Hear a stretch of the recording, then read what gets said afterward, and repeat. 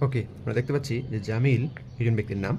সে ৮০ kilometre পথের ৩/৪ মানে ৪ ভাগের ৩ ভাগ অংশ গেছে ৩০ কিলোমিটার পার আওয়ারে, মানে প্রতি ঘন্টায় ৩০ কিলোমিটার এই বেগে, এবং বাকি অংশ মানে ৪ ভাগের তাহলে ১ ভাগ এটা গেছে সে ১০ কিলোমিটার পার আওয়ার আছে, এমটা এখানে লেখা হয়নি।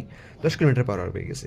তো তার গড় গতিবেগ কত? আচ্ছা দেখো, আমরা আগে গড় বেগের সূত্রটা আগে আমরা বলি তোমাদেরকে একটু। গড় বেগ সমান আমরা জানি যে গড় বেগ যে কোনো সময় গড় বেগ যদি তুমি বের করতে চাও তাহলে তোমাকে কী করতে হবে? গড় বেগ সমান হচ্ছে মোট দূরত্ব, যে মোট তুমি কতটুকু দূরত্ব অতিক্রম করেছো, বা মোট সরণ বলতে হবে আমরা।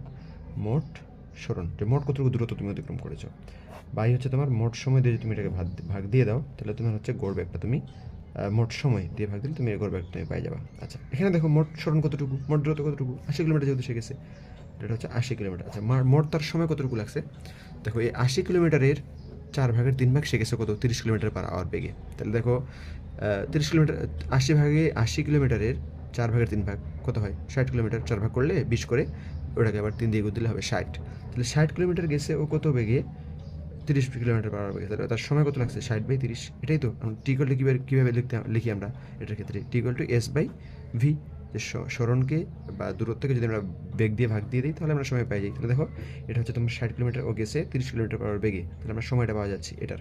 আচ্ছা, মোট সময় যেহেতু, তাহলে এটা আমরা সময় পাইলাম হচ্ছে এতটুকু, ৩/৪।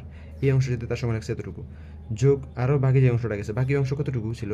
তাহলে ৬০ কিলোমিটার কিন্তু চলে গেছে এই বেগে, বাকি অংশ আছে আর ২০। তাহলে এই ২০ কিলোমিটার এটা গেছে সে কত বেগে? ১০ কিলোমিটার পার আওয়ার বেগে। ১০, তাহলে ২০/১০ আমরা লিখে ফেললাম। তাহলে এখন দেখো এটাকে করলে আমরা যদি যোগ বিয়োগ করি তাহলে কত পাবো? এখানে এখানে আমরা পাবো ২, এখানে কত পাবো আমরা? ৬০/৩০, এখানে পাবো আমরা ২। তাহলে ২ আর ২ এ ৪, তাহলে উপরে হচ্ছে ৮০, নিচে হচ্ছে কত? ৪। এটা হচ্ছে তার গড় গতিবেগ। তাহলে হচ্ছে ২০ কিলোমিটার পার আওয়ার, যে প্রতি ঘন্টায় ২০ কিলোমিটার পার আওয়ার, এটা হচ্ছে তার বেগে। দেখো তাহলে এটা হচ্ছে বি, এই বি নাম্বারটা হচ্ছে এখানে অ্যান্সার। আচ্ছা, তোমাদের এখানে বাড়ির কাজ থাকবে, আমি বাড়ির কাছে বলে দিচ্ছি যে যদি বেগটা বিপরীত হইতো, ৩/৪ অংশ যদি ১০ কিলোমিটার পার আওয়ার বেগে, আর বাকি অংশ যদি ৩০ কিলোমিটার পার আওয়ার বেগে, তাহলে তার গড় বেগের মানটা কত হতো? এটা তোমরা বের করে কমেন্টে জানাবা।